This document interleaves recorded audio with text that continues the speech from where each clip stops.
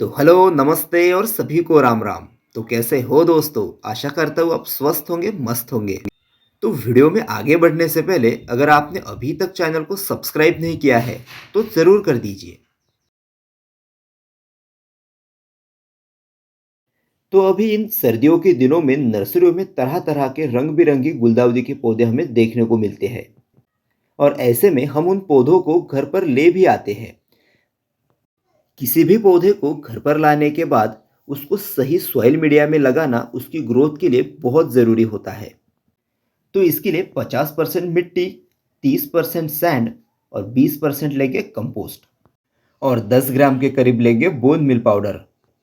वैसे अगर गुलदाउदी के पौधे को नीचे ज़मीन में लगाना है तो किसी भी मिट्टी में लगाया जा सकता है, पर अगर पौधे को गमले में लगाना है तो किसी भी पौधे के लिए एक वेल्डन सॉइल मीडिया की ज़रूरत उस पौधे को होती है। इन पौधों को गर्मियों की तेज धूप से अगर बचाया जाए और गर्मियों में पानी देने का तरीका सही हो तो यह पौधे सालों साल आपके गार्डन में ऐसे ही बने रहेंगे, क्योंकि गुलदाउदियों की लगभग सभी वैरायटियां रफ एंड टफ होती है।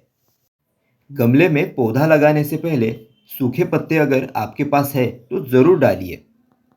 यही सूखे पत्ते मिट्टी में धीरे धीरे डिकम्पोस्ट होते जाएंगे और पौधे को ये सभी न्यूट्रिएंट्स मिलते रहेंगे। और जैसे ही इन पौधों का सीज़न हो, मतलब सर्दियों की शुरुआत में, इन पौधों की मिट्टी की अच्छे से गुड़ाई कर कर इनमें हमें अच्छी सी सड़ी हुई गोबर की खाद को डाल देना है, जिससे आने वाले सीज़न में पौधे पर अच्छी ग्रोथ के साथ ढेरों फ्लावरिंग भी हो। और इन दिनों हमें नर्सरियों में बहुत सी गुलदाउदी की वैरायटियाँ देखने को मिलती है, जैसे कि बटन क्रिजांथेमम, स्पाइडर क्रिजांथेमम और भी बहुत सी वैरायटियाँ।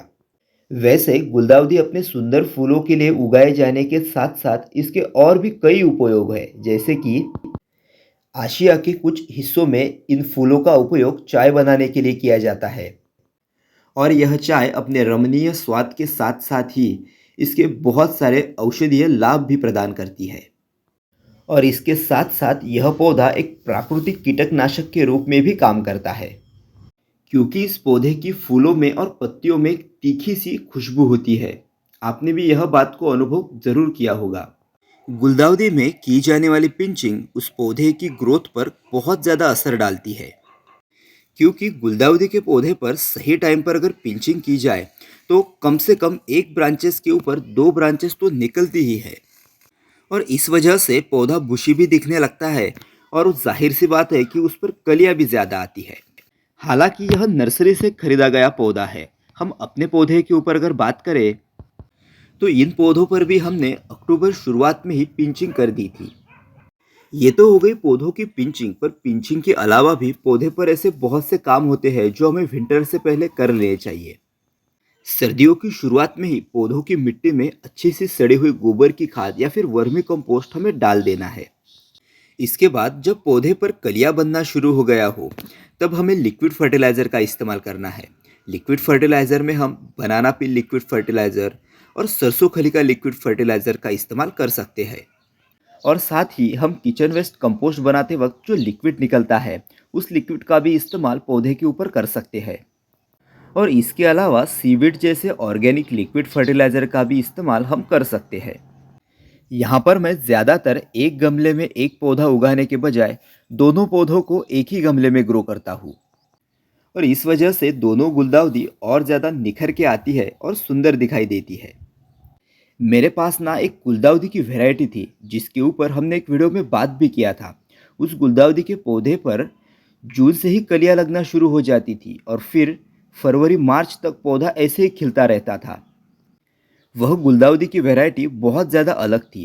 क्योंकि अभी मेरे पास वह पौधा नहीं है, इसलिए मैं उसे बहुत ढूंढने पर भी वह पौधा मिल नहीं रहा। इसमें यह बात और है कि बहुत ज़्यादा तेज़ गर्मी के चलते बड्स अच्छे से खिल नहीं पाती थी।